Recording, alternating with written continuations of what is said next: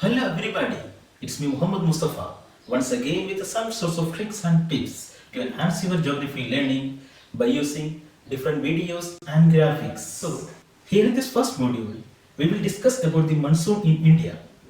Here, you will apply your own logic and previous knowledge to understand about the monsoon system in India. Here I will explain 5 important mechanisms of monsoon. If you follow all these mechanisms, definitely you can apply your own logic while writing the examination so that you can avoid rote learning. We all are well aware that the climate of India is largely controlled by the monsoon wind system. The term monsoon is derived from an Arabic word, monsoon, which means season. The traders who came to India from the Arabian Peninsula were the first to have noticed this phenomena of wind system. The Arabs benefited from the wind system as they sailed by the mercy of the wind to India and back from India. This wind system prevails only between 20 degrees north and 20 degrees south of the equator, which means naturally monsoon is limited to some parts of the tropical region. Let us look into that. The darkly shaded countries in this given map represent the regions which are located between 20 degrees north and south of the equator. But here only some places experience a monsoon type of climate, such as South and Southeast Asia, Northern South America, South and Central North America, West Central Africa, and Northeastern Australia. Here, the important mechanism that you need to understand about the mechanism of monsoon is the relationship between atmospheric pressure and temperature. Atmospheric pressure and temperature are inversely related, which means when temperature increases, atmospheric pressure decreases, or when temperature decreases, atmospheric pressure increases.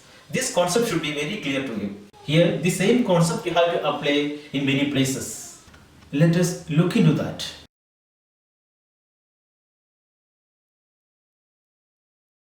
Let us do an experiment to find the differential heating and cooling of the land and water.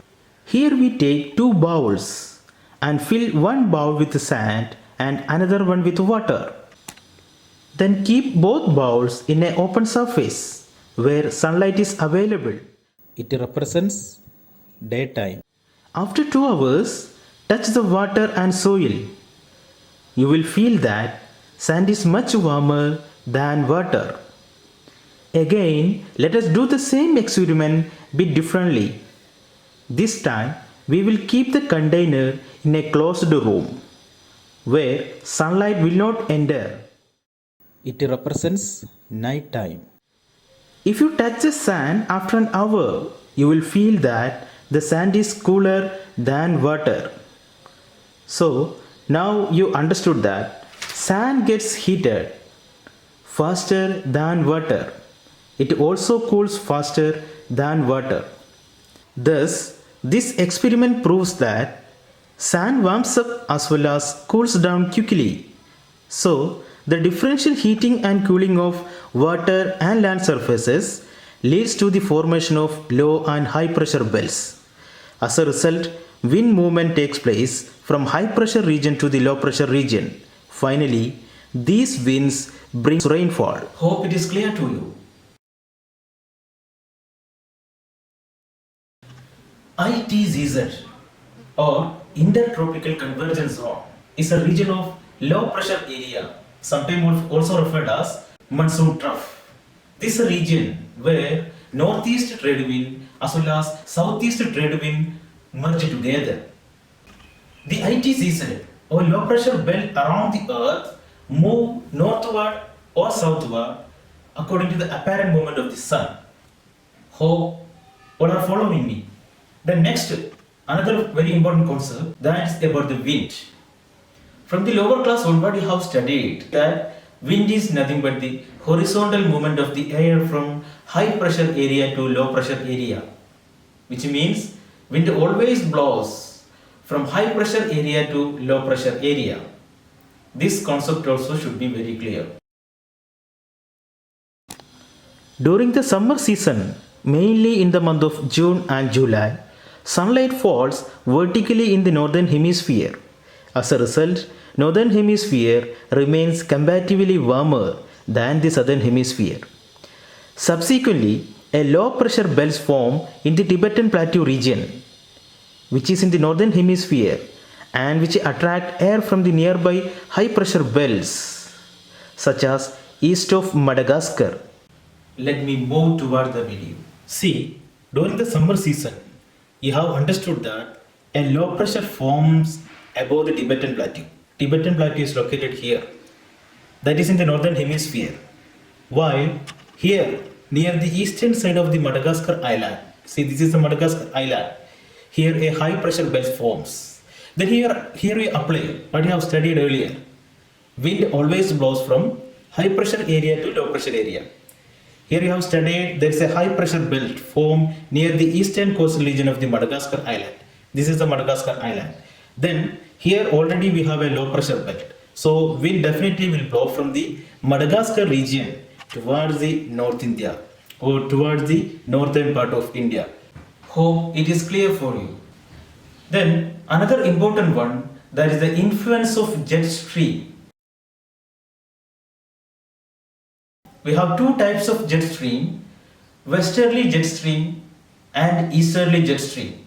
In India we have influence of both the jet stream. One is originating from the west, that is what we call western jet stream. Another one which is originating from the east, that is called easterly jet stream. Then another important mechanism which influences the global climate, that is the southern oscillation. There are several concepts related to southern oscillation. So here we will discuss in detail about the Elnino and ENSO. Let us explain. The natural phenomenon El Nino occurs in each 2 to 5 years along the tropical Pacific coast. It plays a vital role in determining the global climate. Here, before understanding the El Nino phenomenon, we need to understand what is normally happening in the tropical Pacific. A strong trade wind blows from the east of the tropical Pacific to the west. These trade winds push warm surface water in the direction of travel. So, warm ocean water accumulates along the Asian and Australasian Pacific. Meanwhile, along the South and Central American coast, warm water is replaced by cold water from the deep through the process called upwelling. This creates temperature differences across the tropical Pacific. As a result, the warm air in the western Pacific coast causes the air to rise. Subsequently, cloud cover and rainfall occur in the western tropical Pacific. This rising air sets up atmospheric circulation across this part. Here, warm moist air rising from the west and cooler drier air descending on the other side. This air circulation enhances the easterly flow of the wind. This process continues intact till El Nino begins.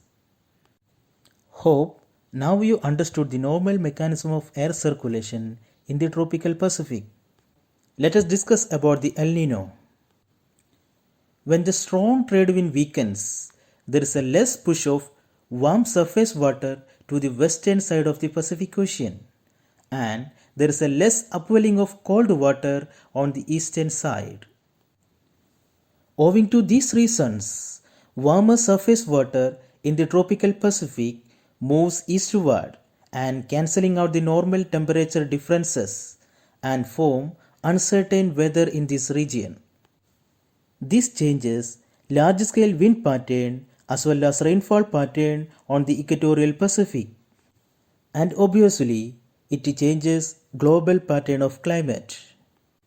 During the El Nino, flood occurs in Peru and India, Indonesia and Brazil experiences drought. The changes in the pressure condition in the tropical Pacific are connected to the El Nino phenomenon. Hence, the phenomenon, sometimes also referred as ENSO. ENSO means El Nino plus Southern Oscillation. So, here in this first module, we discussed only about the mechanisms of monsoon. In the upcoming modules, we will discuss about the advancing and retreating monsoon elaborately. Thank you for watching this video.